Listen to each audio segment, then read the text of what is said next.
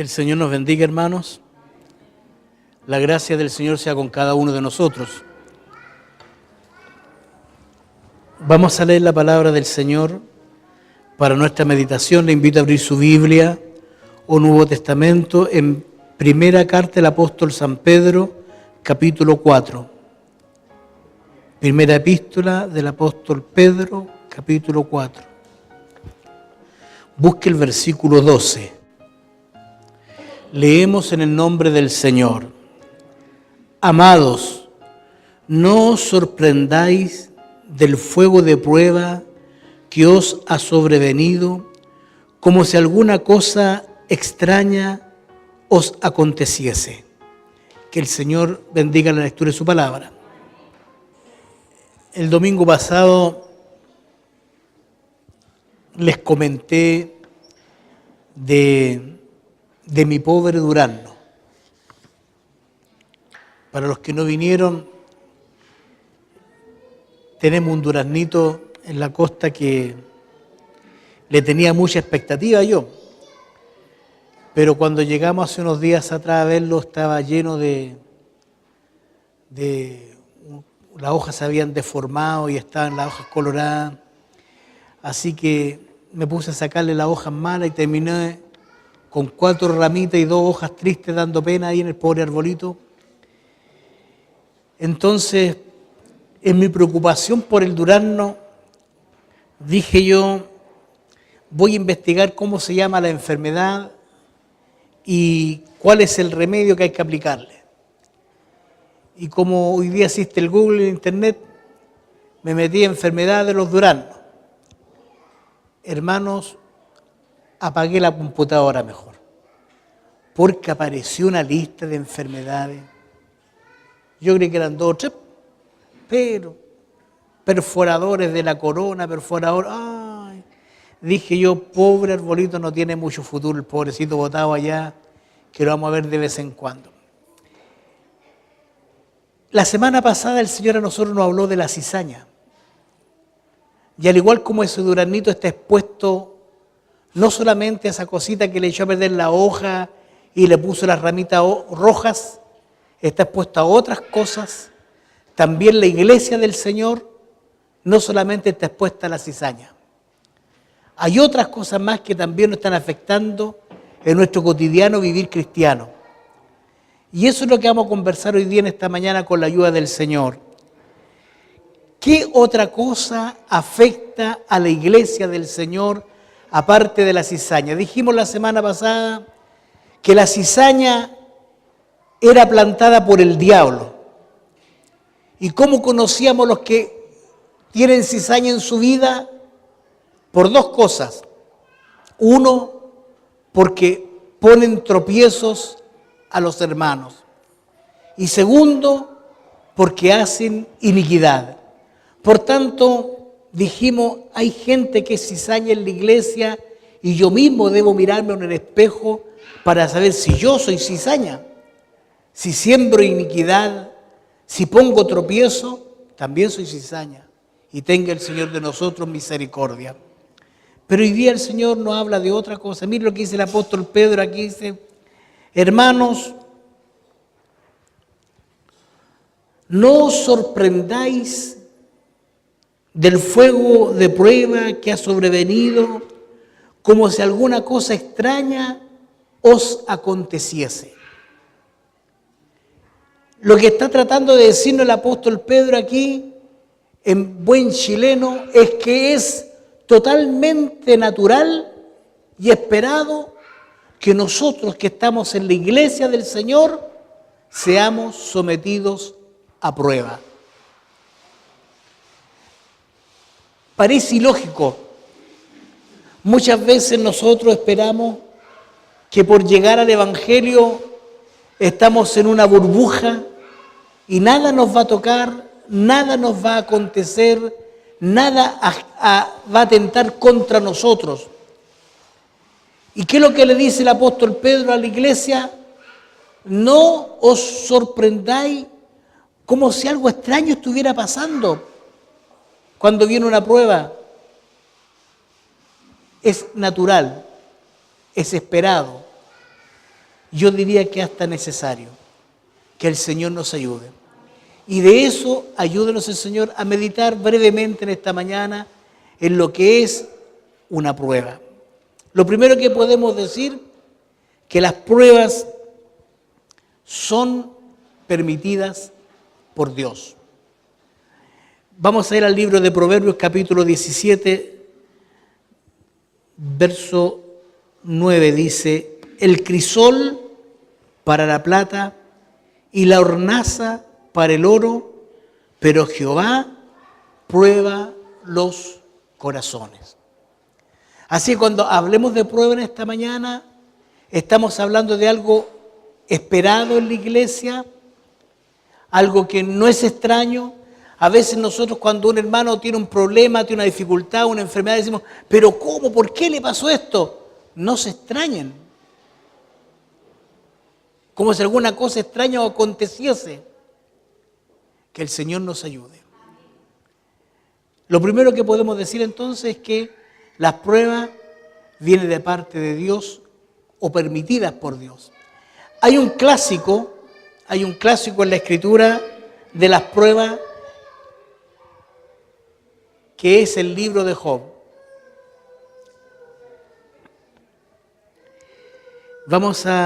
Si nosotros pudiéramos leer, yo voy a leer solamente una parte del capítulo 1 de Job para que podamos ver a qué me refiero. Mire lo que dice aquí, escuche por favor. Un día vinieron a presentarse delante de Jehová los hijos de Dios, entre los cuales vino también Satanás. Y dijo Jehová a Satanás: ¿de dónde vienes? Respondiendo Satanás, dijo a Jehová: de rodear la tierra, de andar por ella. Y Jehová dijo a Satanás: ¿no has considerado a mi siervo Job, que no hay otro como él en la tierra, varón perfecto y recto, temeroso de Dios y apartado del mal? Respondiendo Satanás a Jehová le dijo: ¿acaso teme Job a Dios en balde? ¿No le has cercado alrededor de él y a su casa y a todo lo que tiene? Al trabajo de sus manos has dado bendición, por tanto sus bienes han aumentado sobre la tierra. Pero extiende ahora tu mano y toca todo lo que tiene, y verás si no blasfema contra ti en tu misma presencia. Dijo Jehová a Satanás: he aquí, todo lo que tiene está en tu mano, solamente no pongas tu mano sobre él. Y salió Satanás de delante de Jehová. ¿Por qué he querido leer estos versículos? Porque lo que tiene que quedarnos muy claro a nosotros, hermanos, primero, es que nosotros somos un pueblo bendito. Así se lo dijo Dios a Balaam: no maldigas a este pueblo porque es bendito. Y si usted escuchó con atención lo que yo he leído, cuando Dios le pregunta y le dice: ¿no has considerado a mi siervo Job, que no hay otro como él? ¿Qué le dice Satanás? ¿Acaso le teme en balde? ¿No le has rodeado a él y todo lo que tiene? ¿Y has prosperado todo lo que él pone mano? Ese es el creyente, hermano. Así debería ser un creyente. Rodeado y protegido por Dios, cuidado por Dios. Y así estaba Job. Tenía hijos, tenía hijas, tenía ganado, tenía propiedades, tenía sembrados. ¿Por qué? Porque Dios había colocado en torno a él un cerco que Satanás no podía pasar. Satanás no podía tocarlo ni a él ni sus cosas, porque era protegido por Dios. ¿Y qué le dice Satanás? Toca sus bienes y verás si no blasfema en tu propia cara. Y Dios autoriza a Satanás y dice: todo lo que tiene está en tus manos, solo no lo toques a él. ¿Y qué hizo Satanás? Usted sabe la historia, también como yo. Le mató a sus hijos, robó su ganado, le quitó lo que había sembrado, lo dejó en la ruina. ¿Y qué dijo Job? Desnudo salí del vientre de mi madre y vine a esta tierra y sin duda así me tendré que ir de ella. Que el Señor nos ayude. Mantuvo su integridad. Satanás vuelve al ataque y dice, sí, pero toca su cuerpo. Le llegó una sarna autorizada por el Señor. No es que Dios no quisiera a Job, sino que Dios quería probar a Satanás el corazón de Job. Que el Señor nos bendiga, que el Señor nos guarde, hermano.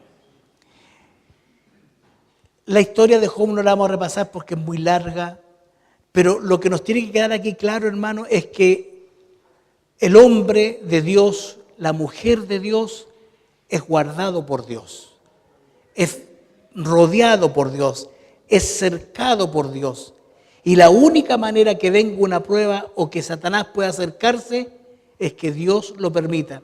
Y hay una alternativa más que la vamos a ver más adelante. Pero cuando es prueba a un creyente, es permitido por Dios. Esto lo confirma Jesús mismo en un pasaje que está en el Evangelio según San Lucas, y lo vamos a leer. San Lucas capítulo 22. Aquí el Señor está ya en sus últimos momentos con sus discípulos en forma íntima para luego ser entregado. Miren lo interesante de este versículo, dice así, Lucas 22, verso 31. Dijo también el Señor, Simón, Simón, he aquí, Satanás os ha pedido para zarandearos como a trigo, pero yo he rogado por ti para que la fe no falte. Mire qué interesante. Pedro es un seguidor del Señor. Hace poco instante, él ha mostrado su amor, su apego al Señor, ha andado por todos lados con el Señor durante 3 años y medio. Y ahora el Señor se apresta a ser entregado. Viene ya el momento de la entrega, viene el momento conocido de la negación de Pedro. Y muchos dicen, Pedro negó al Señor. No, mire lo que dice aquí. Simón, Simón, Satanás os ha pedido. Satanás no podría haber hecho nada, no podría haber negado si el Señor no se lo hubiera permitido. Satanás os ha pedido para zarandearos como a trigo, pero te han entregado para zarandearte, pero yo he rogado por ti para que la fe no te falte. Porque eso es la prueba, hermano.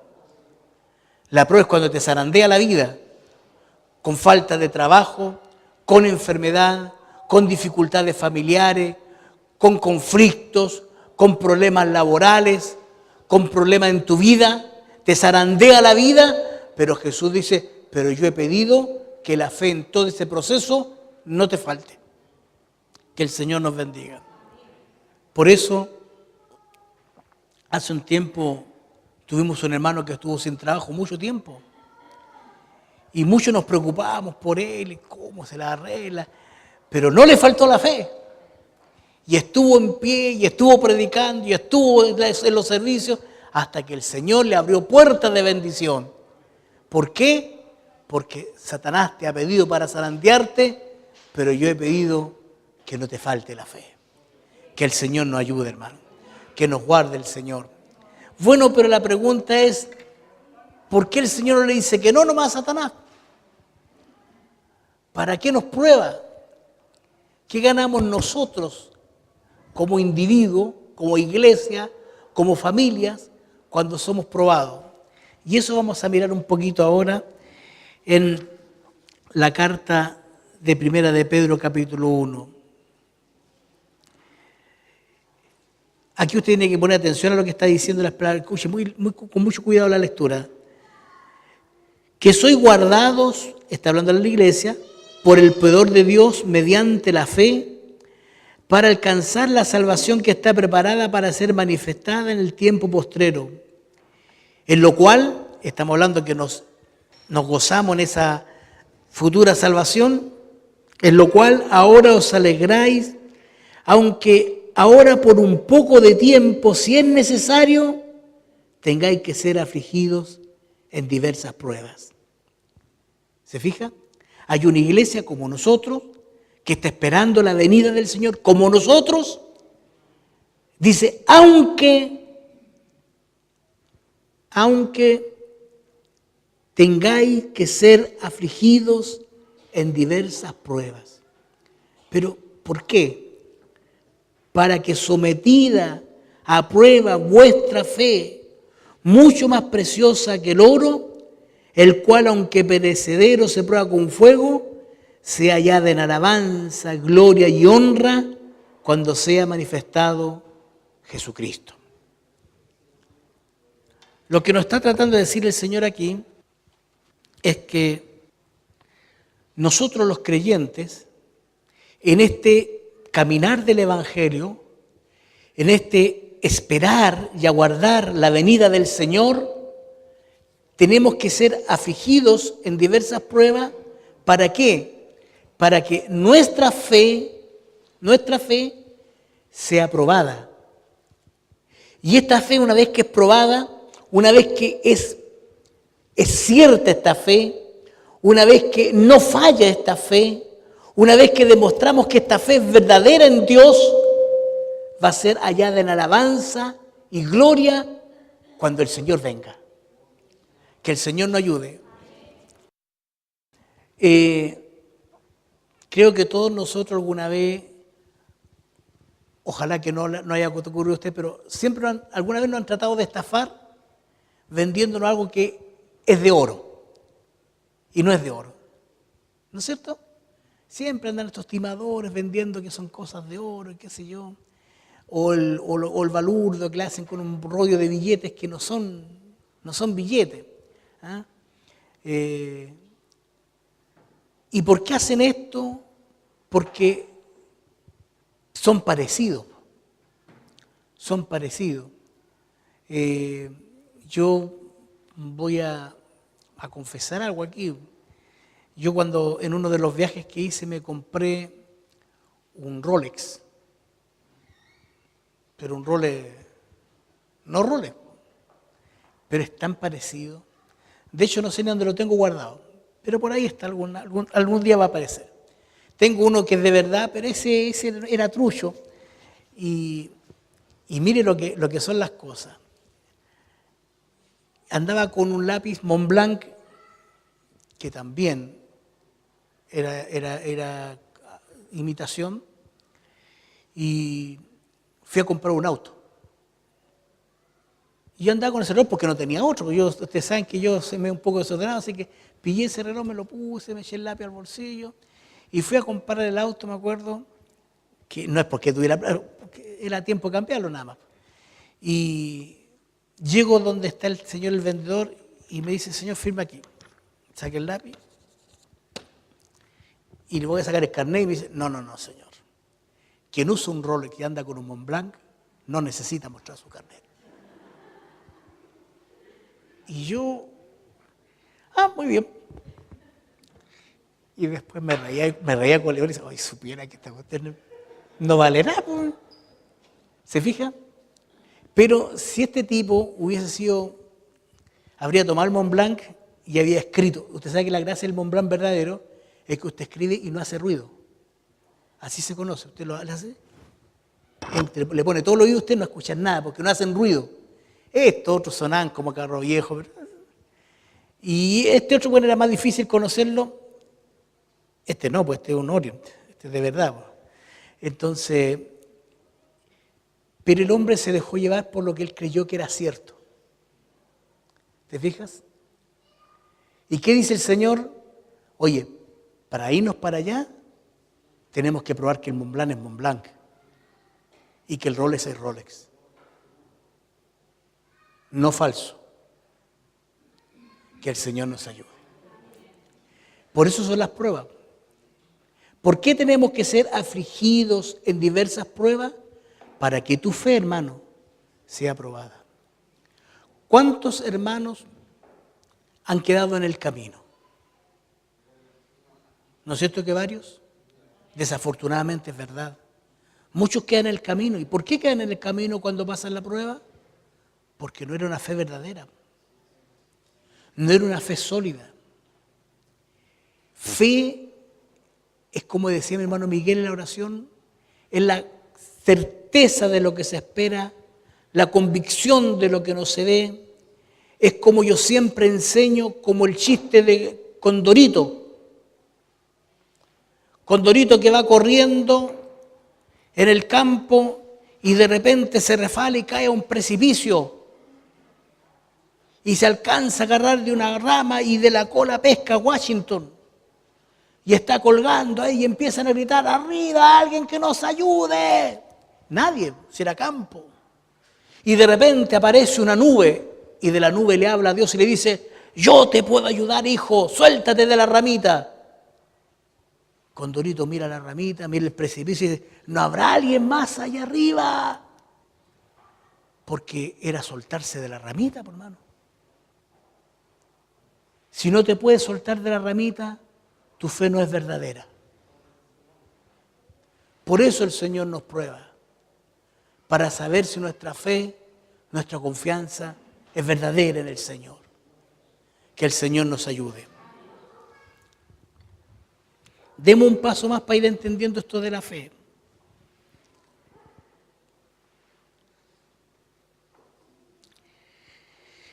Mire, aún en lo duro de la prueba, podemos ser bendecidos por ella. Veamos lo que dice Santiago 1. Hermanos míos, aquí ya cambia el carisma, dice, hermanos míos, tened por sumo gozo cuando os halléis en diversas pruebas, sabiendo que la prueba de vuestra fe produce paciencia. Mas tenga la paciencia su obra completa, para que seáis perfectos y cabales, sin que os falte cosa alguna. Santiago aquí nos trata de decir de que la prueba de nuestra fe es necesaria para ir conformando en nosotros un creyente completo, que no le falte nada. Dice, sabiendo que la prueba de vuestra fe produce paciencia, pero tenga la paciencia su obra completa para que seáis perfectos. Que el Señor nos ayude. La prueba produce paciencia, ¿no es cierto? Mire lo que dice, lo voy a leer y lo vamos a juntar estos dos versículos. Lo que dice en Romanos capítulo 5 el apóstol Pablo. Y no solo esto, sino que también nos gloriamos en las tribulaciones, sabiendo que la tribulación produce paciencia, y la paciencia prueba, y la prueba esperanza, y la esperanza no avergüenza, porque el amor de Dios ha sido derramado en nuestros corazones por el Espíritu Santo que nos ha sido dado. ¿Qué nos dice aquí? Que la tribulación produce paciencia. Cuando estamos en problemas, cuando estamos atribulados, cuando nuestra vida está enfrentada a conflicto, se produce la paciencia. ¿Qué es la paciencia? Esa capacidad que tenemos o no tenemos de esperar un resultado.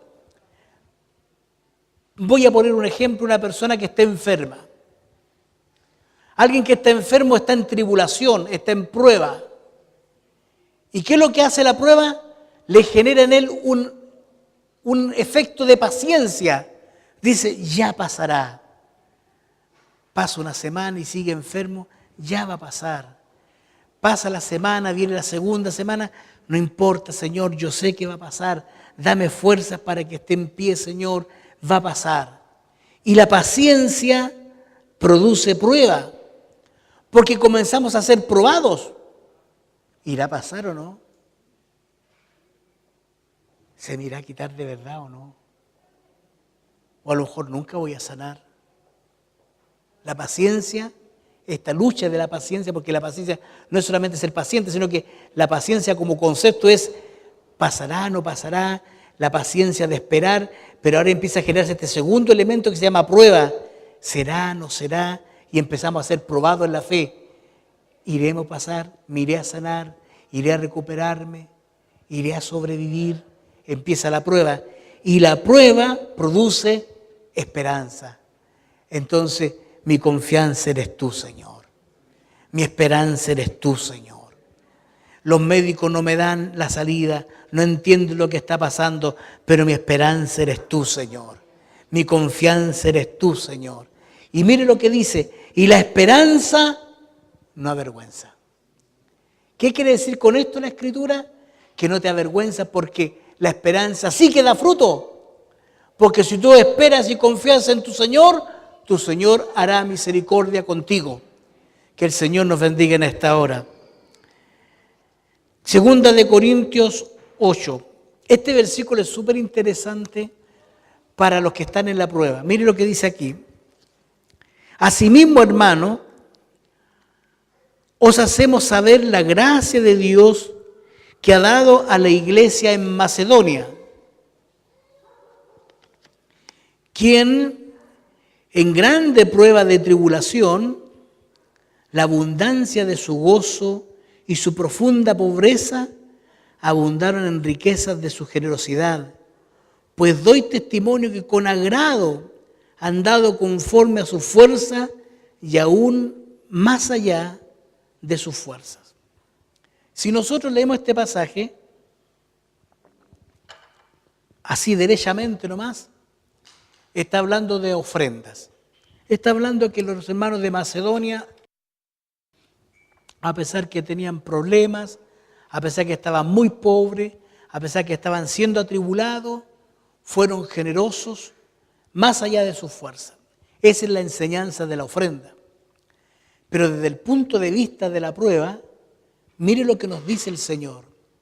Nos dice, los hermanos de Macedonia estaban en prueba, estaban empobrecidos, escuche bien, empobrecidos, estaban pasando tribulaciones, pero no se pusieron a llorar. Y aún en medio de su pobreza, aún en medio de sus tribulaciones, aún en medio de sus necesidades, sacaron para aportar a otros que estaban más necesitados que ellos y lo hicieron con gozo, aún más allá de sus fuerzas. Que el Señor nos bendiga. ¿Se fija que tiene otra interpretación ahí?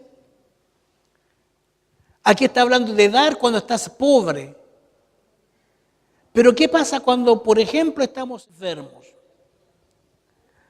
Es que estoy enfermo, no he podido sanar. ¿Cómo voy a orar por el hermano que está enfermo? No, hermano. Aunque tú estés enfermo, aunque tú estés luchando contra la enfermedad, aunque estés agobiado por la enfermedad, tenemos la obligación de orar los unos por los otros. De pedir misericordia los unos por los otros. No solamente ser generosos, aunque estemos en la prueba. Mire, el padre Alberto Hurtado decía, nadie es tan pobre que no pueda ayudar a un necesitado. Y es verdad, hermano. Cuando nosotros nos pide el fin de mes nuestra hermana Rosita, los días de Acción de Gracia, que es el próximo domingo, un poquito de mercadería para ayudar a los más necesitados y a las viudas, todos podemos hacer algo. Aunque estemos en la prueba, aunque estemos apretaditos económicamente, oiga, un poquito de fideo, un poquito de arroz, cuánto ayuda al que no tiene nada. Que el Señor nos ayude. Aunque estemos en prueba, podemos ser fuente de bendición para otros. Yo le he contado a ustedes del hermano que yo tuve que ir a visitar una vez cuando estaba muchacho joven, un hombre enfermo de cáncer, muriéndose, ya sin ninguna esperanza de vida, sin ninguna esperanza de sanar, y lo fuimos a ver para orar por él, para que muriera en paz, y el hombre nos empezó a hablar del Señor, nos empezó a hablar de la fe en Cristo, nos empezó a hablar de la obra redentora de Jesús. Yo no me acuerdo lo que dijo, pero lo único que sé es que yo estaba emocionado, con el corazón henchido de gozo, al escuchar a un hombre hablar con tanta fe, con tanta convicción de su Dios, y se estaba muriendo. Eso se llama fe. En medio de la prueba estaba siendo bendición para otros. Y eso es lo que nos enseña aquí en Corinto el apóstol Pablo. En medio de la prueba, tú puedes ser bendición para otros. Que el Señor nos bendiga. Las enfermedades, nos preguntamos a veces, ¿por qué tenemos que enfermarnos? ¿Hay alguien que le guste estar enfermo? Para pegarle. Porque ¿a quién le va a gustar estar enfermo? Todos queremos estar sanitos, sin ninguna enfermedad en nuestro cuerpo. ¿Y qué son las enfermedades? Mire, esto es interesante porque lo dice el apóstol Pablo, no yo. Porque usted a mí no me cree nada, pero no importa, créale a Pablo. Gálatas capítulo 4, verso 13. Pues vosotros sabéis que a causa de una enfermedad del cuerpo os anuncié el Evangelio al principio. Y no me despreciasteis, ni desechasteis por la prueba que tenía en mi cuerpo. Antes bien, me recibisteis como un ángel de Dios, como a Cristo Jesús. Este versículo, que normalmente no lo predicamos en la iglesia porque como que está un poco desubicado, este versículo que nos enseña que el apóstol Pablo cuando comenzó a predicar a la iglesia de Gálatas, comenzó porque tiene una enfermedad. Seguramente, hermano, como el apóstol Pablo tomaba su barco y partía y recorría toda el Asia Menor y llegaba casi al borde de Europa y después volvía por ahí por las islas y pasaba meses viajando, seguramente lo pilló una enfermedad en la zona de los Gálatas y estuvo en ese lugar y dice que estuvo enfermo. Y dice, vosotros sabéis que al principio, a causa de una enfermedad, os anuncié, o sea, lo más probable es que haya quedado varado en ese sector porque no pudo seguir viajando a causa de la enfermedad que tenía en su cuerpo, es distinto al aguijón de la carne que él denomina que tiene y que se refiere a un problema de la vista, muy probablemente que haya tenido el apóstol. Aquí ya es algo más delicado y dice, pero vosotros no me despreciasteis, ni me tuvisteis en menos, como diciendo, ay, pobrecito, ¿qué me va a enseñar a mí? ¿Qué me va a decir a mí que está todo enfermo? No, al contrario, me recibisteis como un ángel de Dios, como a Cristo Jesús mismo. Que el Señor nos ayude. Bueno, esta es la actitud que tuvo la iglesia con Gálatas, pero lo que interesa aquí es que cuando el apóstol Pablo dice que estuvo enfermo, dice, vosotros no me tuvisteis en menos por la prueba que estaba pasando. Por lo tanto, el apóstol Pablo enseña que cuando una persona está enfermo, está pasando una prueba. Que el Señor nos ayude. Interesante, ¿eh? Interesante. Ahora, no significa esto de que haya sido como el caso de Job, porque muchos de nosotros, el que habla tiene una enfermedad hereditaria, genética, y muchos más pueden tenerla, ¿no? Lo que significa que en medio de la enfermedad, la tribulación que tenemos, el deseo de ser sano y a veces no sanar, ¿qué nos hace? Se produce una prueba, porque, pucha, como yo aquí y somos probados, pero si nosotros pasamos la prueba, vamos a ser bendecidos de parte de Dios. Ahora, quiero terminar este conversar acerca de la prueba con un caso especial,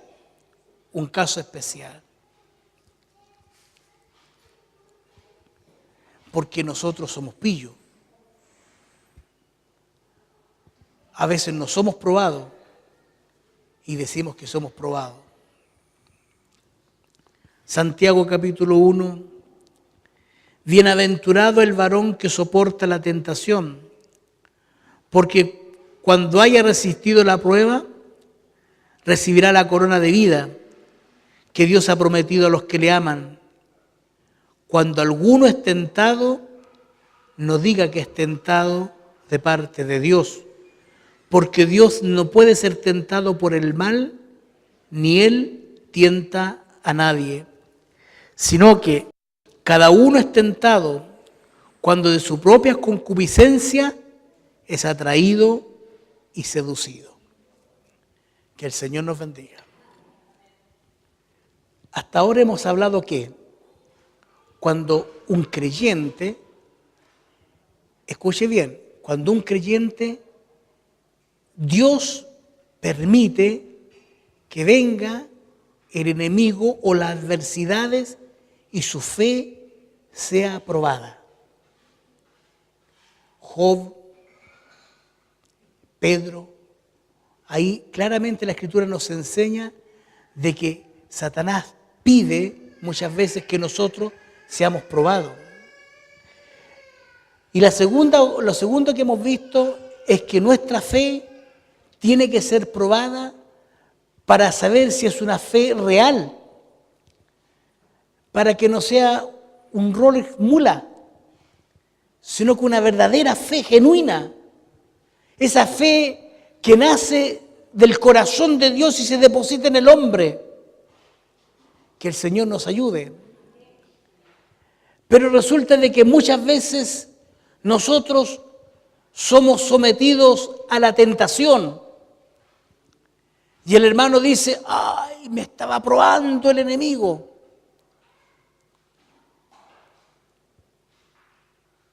Lo pongo con un ejemplo. Una señorita le cierra el ojo. El enemigo que me está probando, y la vuelve a mirar. Deje contarle una historia bíblica mejor. Balaam, llegan los varones de Balac y le dicen, queremos que nos vayas a maldecir a Israel. Y Balaam les dice, no puedo ir porque solamente voy donde Dios me manda para que yo haga y diga lo que Él dice que diga. Y los que iban a hablar con Él le dicen, sí, porque nosotros te traíamos esto. Y le abren unas cajas llenas de oro y plata. Una seda, unas telas. Y mire lo que hizo Balaam.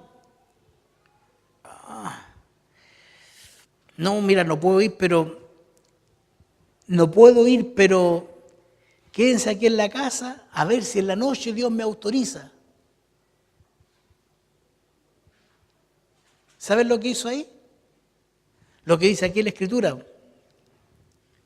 Sus propias concupiscencias lo atrajeron y lo sedujeron.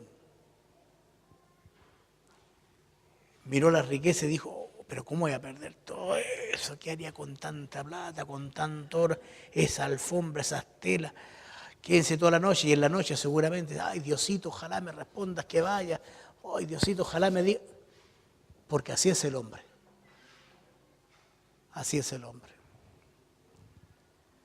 Dice la Escritura en el pasaje que hemos leído, Dios no puede ser tentado por el mal, ni Él tienta a nadie.